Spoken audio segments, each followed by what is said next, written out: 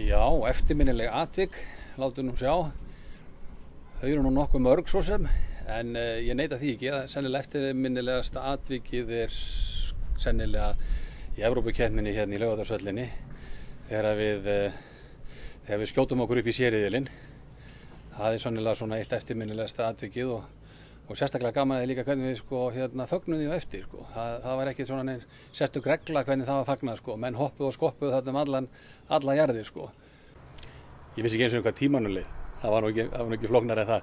Það var bara boltinn komir inn og það var bara nokkra sekúndur þarna eftir og það var ekkert sem að þetta, það var bara að fara upp í loftið og taka skotið. Maður man ekki eftir hvað flýgur í gegnum manna þessu.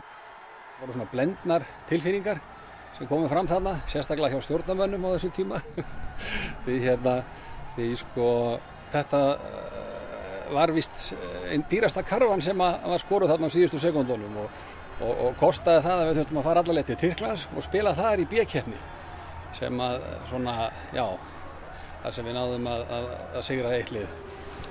Það að spila náttúrulega fyrir landslið okkar náttúrulega hefur gefið manni gríðarlega mikla hluti því að það náttúrulega það keppa allir ungi menn að því að komast í landslið og spila fyrir land og þjóð. Ég held að það sé ekkert, ég held að það hljóti bara að vera og maður náttúrulega maður fekk oft svona létta gæsahúði við þjóðsöngnum og fylltist svona eldmóði við það að fara að sjá fram á það að fara að slást þarna fyrir Íslands hönd og þetta bara, og svo má ekki gleyma náttúrulega líka skal ég segja þeir félagsskapnum í kringum þetta, strákonum og öllum þeim sem maður var að kynnast.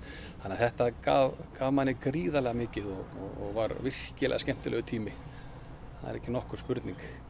Fyrsti leikurinn á heimavelli þessari Evrópukeppni í Laugardalshöllinni 14. ágúst og það ekki smálið, það Serbía sem kemur í heimsókn.